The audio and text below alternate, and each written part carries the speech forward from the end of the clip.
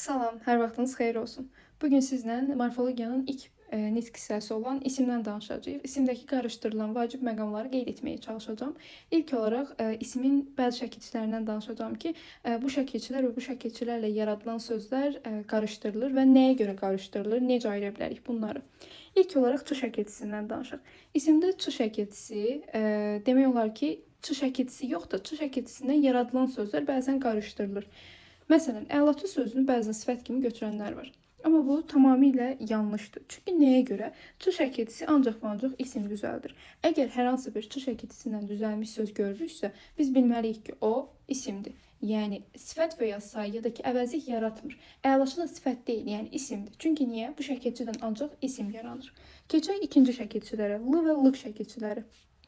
2 və 3-ə.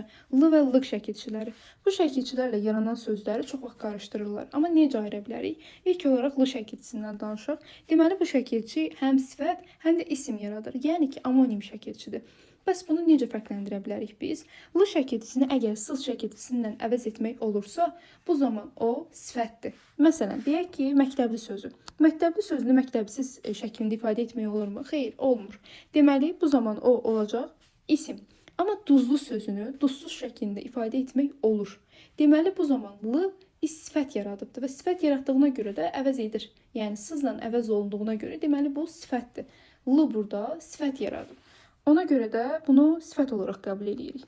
Və bunu necə də tapa bilərik? Başqa bir yol da var. L, li, lu, lü şəkilçisindən yaranan sözün əvvəlinə ən, çox, lap kimi sözlərə əlavə etdikdə əgər məniyə uyğun gəlirsə, deməli o sifətdir. Uyğun gəlmirsə, deməli o isimdir.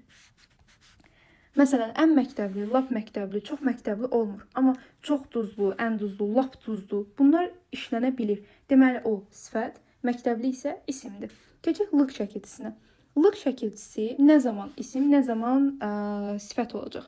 Əgər l şəkilçisini dan şəkilçisindən əvəz edə biliriksə, bu zaman olacaq isim. Dan şəkilçisindən əvəz olunmursa, bu zaman olacaq sifət. Məsələn, deyək ki, daşlıq ev. Daşlıq evi deyə bilərik ki, daşdan ev, yəni daşdan düzəlmiş ev mənasında. Amma ömürlük kitab deyəndə ömürdən kitab demirik ki, ya da ömürlük paltar deyəndə ömürdən paltar demirik ki. Deməli, bu dandanla əvəz olundu, amma bu əvəz olunmadı. Bu şəkildə bu şəkilçiləri fərqləndirə bilərsiniz. Daha sonra kiçik bir nüansa toxunmaq istəyirəm. Bu da ki, adlıq halına bağlıdır. Bəziləri düşünür ki, adlıq halda olan sözlər ümumiyyətlə qrammatik şəkilçi qəbul edə bilməz. Bu tamamilə yanlışdır. Adlıq halın xüsusi şəkilçisi yoxdur deyə biz deyə bilmərik ki, o ismin ümumiyyətlə digər qrammatik şəkilçilərini qəbul etmir. Qəbul edir, amma sadəcə olaraq hal şəkilçisi qəbul etmir. Çünki hal şəkilçisi qəbul etsə, özünün xüsusi olmadığına görə başqa hala düşmüş olacaq. Ona görə də ismin digər xüsusi şəkilçilərini qəbul edə bilir. Məsələn, cəm şəkilçisi, mənsubiyyə şəkilçisi, xəbərlik şəkilçisi. Bunun hər birini qəbul etdiyinə görə, deməli, biz deyə bilmərik ki, adlıq hal ismin digər qrammatik şəkilçilərini qəbul etmir. Sadəcə və sadəcə ismin adlıq halının hal şəkilçisi yoxdur. Hal şəkilçisi qəbul etməyəcək. Biraz da danışaq ismin xüsusi və ümumi olmasından. Bəziləri burada nəyi qarışdırır? Düşünür ki, xüsusi isimlər ümumi isim ola bilməz, ümumilər xüsusi ola bilməz və başqa nitq hissələri ümumiyyətlə xüsusi isim ola bilməz. Bu isə tamamilə yanlış fikirlərdir.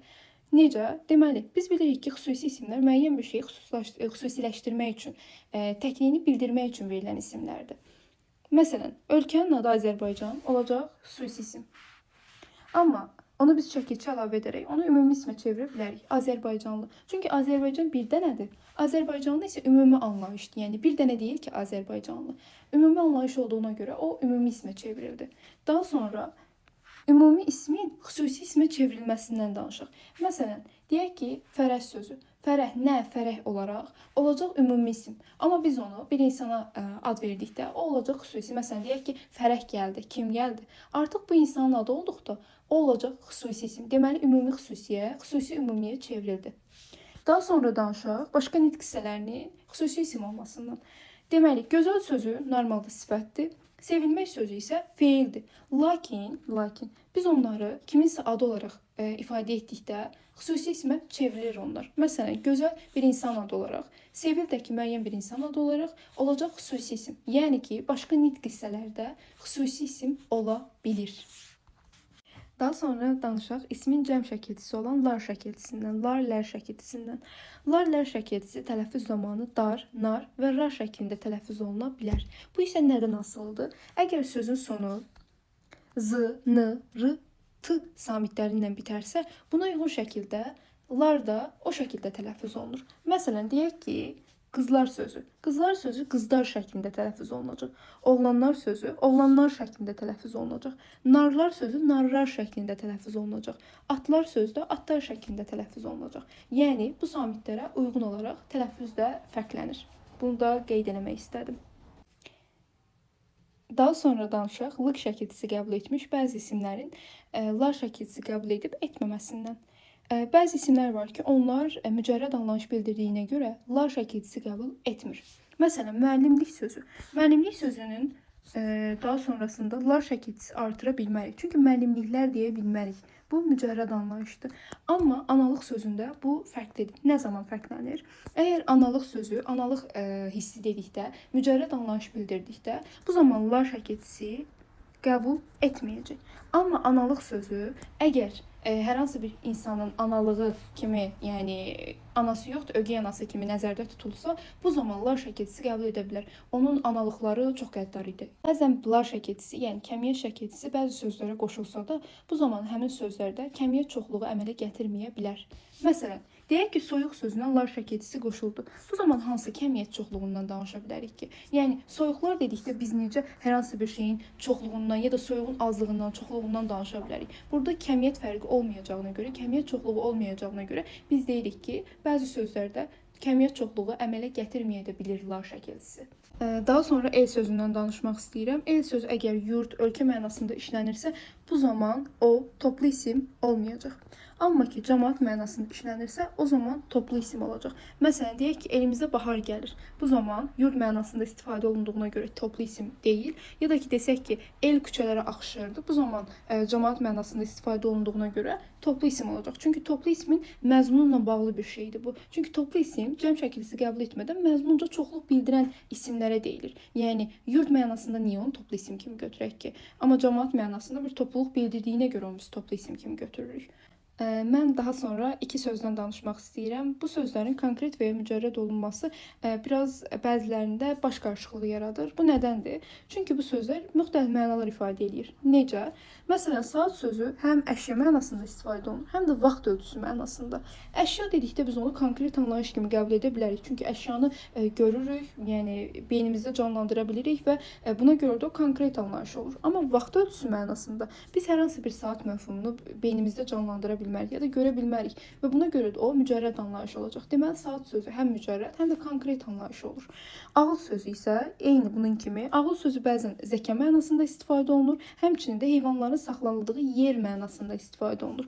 Zəka mənasında biz onu görə bilmərik, beynimizdə canlandıra bilmərik. Buna görə o olacaq mücərrəd, amma heyvanların saxlanıldığı yer mənasında olacaq konkret. Deməli, ağıl sözü də həm konkret olur, həm də mücərrəd. Daha sonra danışaq ismin ın şəkilçisindən. Deməli, bu şəkilçi həm yəli yanı şəkilçisidir, həm də mənsubiyyət şəkilçisidir. Yəni anonim şəkilçidir. Bəs bu şəkilçini necə fərqləndiririk, niyə qarışdırırıq? Deməli, bu şəkilçi bir sözün tərkibində gəldikdə biz onun mənsubiyyət və ya yəli olduğunu həm sözdən də başa düşə bilərik, həm də işləndiyi kontekstə uyğun şəkildə də başa düşə bilərik. Bunu nəyə görə deyirəm? Bəziləriniz indi deyəcək ki, bəs sözdə tapmaq olaraq yəlik ya mənsubiyyət. Xeyr, yəni bəzi sözlər ola bilər ki, o söz gəlsin, amma biz bilməyək ki, o yəlik ya mənsubiyyət. Məsələn, kitabın sözü. Deyək, kitabın sözünü təkcə verdilər. Siz bilmirsiniz axı, o kitabın üzü demək istəyir orada, yoxsa sənin kitabın demək istəyir. Yəni mənsubiyyət də ola bilər bu, yəli yalda ola bilər. Ona görə də biz dəqiqliklə deyə bilmərik ki, həmin sözdəki ın şəkilçisi mütləq və mütləq olacaq yəlik ya da ki, mənsubiyyət şəkilçisi. Yəni hər ikisi ola bilər. Deməli, daha sonra mənsubiyyət şəkilçisinin və yəli yal şəkilçisinin ümumi məzmununu bilmək lazımdır ki, həmin şəkilçiləri fərqləndirə bilək. Yəli yal dedikdə bir şeyin yəsi, sahibi nəzərdə tutulur yəni. Məsələn, deyək ki, sənin kitabın. Burada kitabın sahibi sənsən. Deməli, kitab sənə məxsusdur. Məxsusluq budur, yəlik budur. Kitabın yəsi sən olduğuna görə bu yəli yal olur.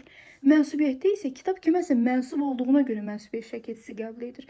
Yəni ümumilikdə əslində ifadələrin məzmununu başa düşsək, bunları qarışdırmarıq. Mənsubiyyət şəkilçili söz özündən əvvəl yəli hallı şəkilçili sözü qəbul edə bilir. Məsələn, deyək ki, gəldi kitabın sözü cümlənin hər hansı bir hissəsində. Sənin kitabın ifadəsi kimi işlədə biliriksə, deməli o mənsubiyyətdir. Amma ümumi cümləyə də nəzər yetirmək lazımdır. Məsələn, desək ki, kitabın üzü çox gözəldir. Ora sənin əlavə edə bilmərik, yaxud sənin kitabın üzü. Deməli, orada kitabındakı ın mənsubiyyət şəkilçisi deyil. Kitabın üzündəki üzü o olacaq mənsubiyyət, kitabındakı ın olacaq yəli. Çünki üz kitaba məxsusdur, kitaba mənsubdur. Məzmunu tam olaraq qavramalıyıq ki, o şəkilçiləri sözdə tapa bilək. Bugünkü video bu qədər idi dostlar. Əslində mən bəzi hecalı isimlərdə ikinci saytın düşməsi qaydasından da danışmaq istəyirdim. Ancaq orada tamamilə əzbər olduğuna görə qeyd eləməli ya da ki, vacib bir nüans görmədim. Çünki yəni konkret onu əzbərləməlisiniz. Bəzi şeylər var ki, onu anlamaq lazımdır. Bəzi şeylər də var ki, onu əzbərləmək lazımdır. Yəni qayda var deyə hər zaman bunu anlamağın qısa bir yolu var demək deyil bu. Yəni mütləq ki, həmin sözləri əzbərləməlisiniz və ona uyğun şəkildə də testlərdə tapmalısınız. Ümidvaram ki, video sizin üçün xeyirli olmuşdur. Növbəti mövzuda görüşmək üzrə. Hələlik.